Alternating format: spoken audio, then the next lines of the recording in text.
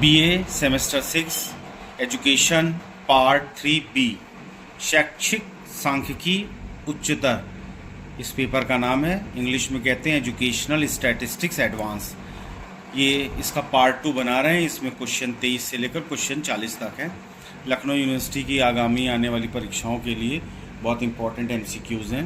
Question number 23, नीचे दिया गया कथन किसका है? कथन है विचलनशीलता का अर्थ प्राप्तांकों के वितरण या फैलाव से है। यह फैलाव प्राप्तांकों की केंद्रीय प्रवृत्ति के चारों ओर होता है। ये कथन किसका है? इसके 4 ऑप्शंस हैं। गिलफर्ड का है, लिंडक्विस्ट का है, गैरेट का है, थॉर्नडाइक का है। इसका सही आंसर है लिंडक्विस्ट का है। क्वेश्चन 24, विचलनशीलता से संबंधित नीचे दी गई परिभाषा किसकी है? परिभाषा है विचलनशीलता का अर्थ प्राप्तांकों के वितरण या फैलाव से है। यह फैलाव प्राप्तांकों की केंद्रीय प्रवृत्ति के चारों ओर होता है। इसके 4 ऑप्शंस हैं। गैरेट, दूसरा है गिलफर्ड, तीसरा है थॉमसन और चौथा ऑप्शन है इनमें से कोई नहीं। इसका सही आंसर है विचलनशीलता की परिभाषा गैरेट महोदय ने दी है। क्वेश्चन 25, विचलन के नीचे दिए गए मापों में सबसे सरल माप कौन सी है? मध्याह्न विचलन, मानक विचलन, चतुर्थांश विचलन या प्रसार? तो सबसे सरल माप जो है वो प्रसार है। प्रसार को इंग्लिश में रेंज भी कहते हैं। प्रसार को किस संकेत के द्वारा व्यक्त किया जाता है? सिग्मा के द्वारा, रो के द्वारा या आर के द्वारा या उपरोक्त में से कोई नहीं। तो प्रसार को, रेंज को संकेत आर के द्वारा प्रदर्शित किया जाता है, इसलिए ऑप्शन सी सही ऑप्शन है। निम्नलिखित में से कौन सा प्रसार का सही सूत्र है? प्रसार इज इक्वल टू अधिकतम अंक माइनस न्यूनतम अंक। इसको इंग्लिश में भी कहते हैं range is equal to highest score minus lowest score, इसलिए option A is the correct option. निम्नलिखित प्राप्तांकों का प्रसार ज्ञात कीजिए। प्राप्तांक हैं 20, 25, 38, 18, 32, 16, 18। अब इसमें हमको ये देखना है कि हाईएस्ट स्कोर क्या है और लोएस्ट स्कोर क्या है। तो हाईएस्ट स्कोर 38 है और लोएस्ट स्कोर 16 है। छोटा सा हल 2 लाइन का है, वो भी मैंने यहाँ दे दिया है।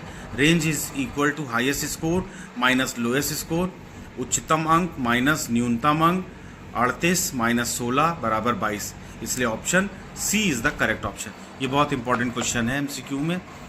नीचे दिया गया कथन किसका है?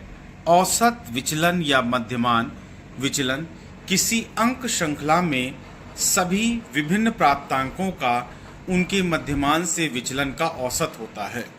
इसके 4 ऑप्शंस हैं। गिलफर्ड, गैरेट, लिंडक्विस्ट और गाल्टन। सही आंसर है गैरेट। क्वेश्चन 30, अव्यवस्थित अंक सामग्री से मध्यमान विचलन की गणना निम्नलिखित में से किस सूत्र से करते हैं? तो मध्यमान विचलन की गणना MD is equal to sigma mod x upon n। Option D is the correct option. ये सही फॉर्मूला है। यहाँ पर सूत्र में जो संकेत प्रयोग किए गए हैं उनका विवरण इस प्रकार है। x को कहते हैं प्राप्तांक का मध्यमान से विचलन, या इसको इंग्लिश में कहते हैं deviation of a score from mean. Parallel line के बीच में जो x लिखा है उसको बोलते हैं मॉड x या मॉड्यूलस x। इसका मतलब होता है magnitude. Is equal to x के दोनों ओर खींची रेखाएं ये प्रदर्शित करती हैं कि योगफल निकालते समय ऋणात्मक एवं धनात्मक चिन्हों पर ध्यान नहीं दिया जाता है। इसका तात्पर्य यह है कि अगर कहीं पर ऋण चिन्ह आ रहा है तो उसको भी पॉजिटिव की तरह ट्रीट किया जाता है। n बराबर प्राप्तांकों की संख्या, number of scores. Question number 31 है, अव्यवस्थित अंक सामग्री से मध्यमान विचलन ज्ञात करने का सूत्र निम्नलिखित में से कौन सा है? तो व्यवस्थित अंक सामग्री से मध्यमान विचलन ज्ञात करने का सही सूत्र है MD is equal to summation mod fx divided by n। First option is the correct option. Option A is the correct. इस प्रश्न में जो भी संकेत प्रयोग किए गए हैं उनका विवरण इस प्रकार है। x को कहते हैं प्राप्तांक, मध्य बिंदु का मध्यमान से विचलन, डेविएशन ऑफ स्कोर, स्कोर यहाँ पे क्या है, मिड पॉइंट है, फ्रॉम द मीन। f का तात्पर्य है आवृत्ति या फ्रीक्वेंसी, n बराबर है आवृत्तियों का कुल योग, total number of frequencies.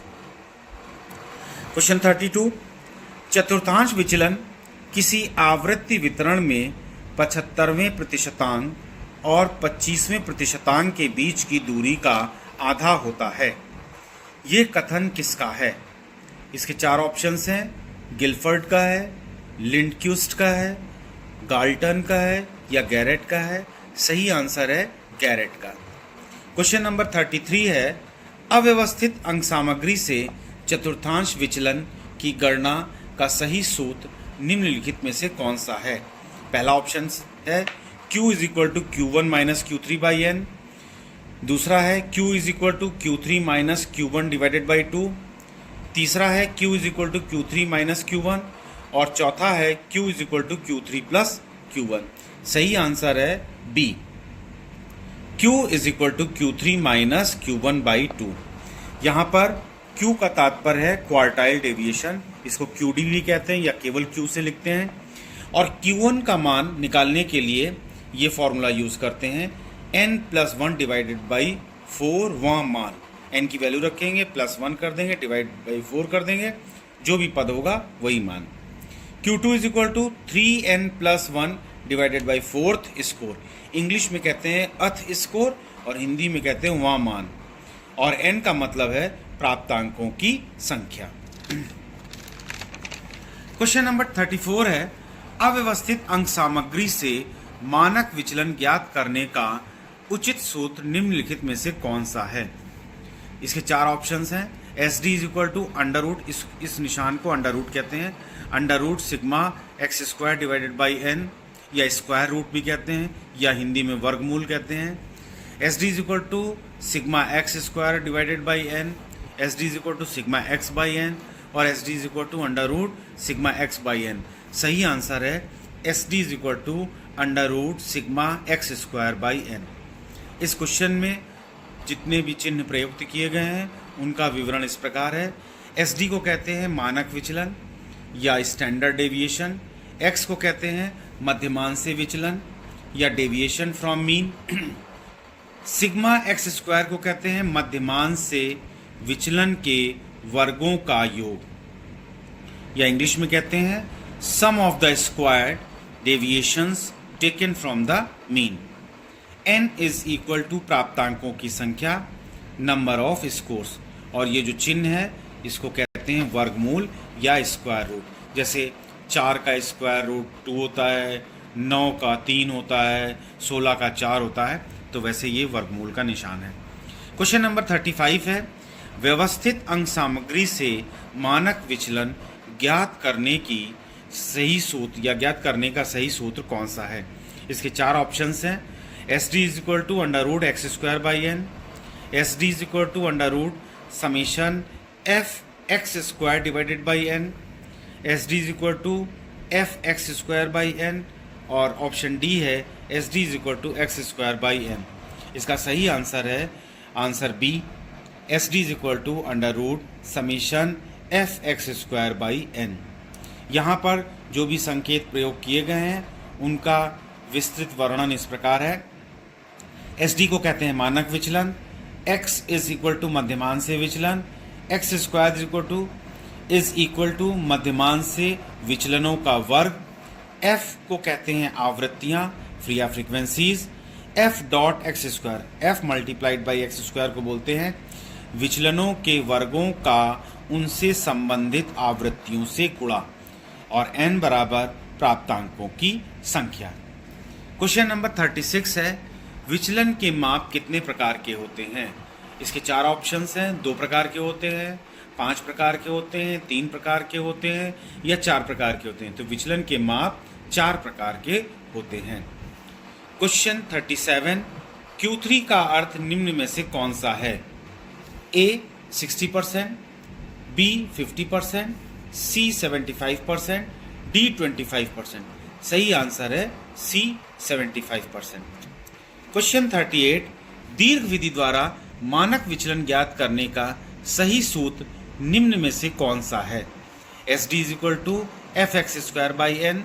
Second है S D is equal to under root summation F x square by n. S D is equal to under root f x square by N और S D is equal to n by f x square. तो इसका सही answer है B. Question number 39, प्रथम चतुर्थांश वह बिंदु है जिसके नीचे कितने प्रतिशत अंक पाए जाते हैं? इसके चार ऑप्शंस हैं, 25%, बी 50%, सी 60% और डी 75%। सही आंसर है 25%। क्वेश्चन नंबर 40 है इस पार्ट का आखिरी क्वेश्चन। मानक विचलन को किस संकेत अक्षर के द्वारा प्रदर्शित किया जाता है? आर के द्वारा, एम के द्वारा या एस डी के द्वारा या उपरोक्त में से कोई नहीं। तो मानक विचलन को संकेत एस डॉट डी डॉट के द्वारा प्रदर्शित किया जाता है, जिसका फुल फॉर्म होता है स्टैंडर्ड डेविएशन। इसीलिए इसको एस डी के द्वारा प्रदर्शित किया जाता है। तो advance statistics educational statics paper 3rd B में हमने पार्ट 2 बनाया और इस पार्ट 2 में 23 से लेकर 40 क्वेश्चन हमने एमसीक्यू रखे हैं। इसको ध्यान से पढ़िए, आगामी परीक्षाओं के लिए बहुत इंपॉर्टेंट साबित होंगे। धन्यवाद। Please subscribe the channel.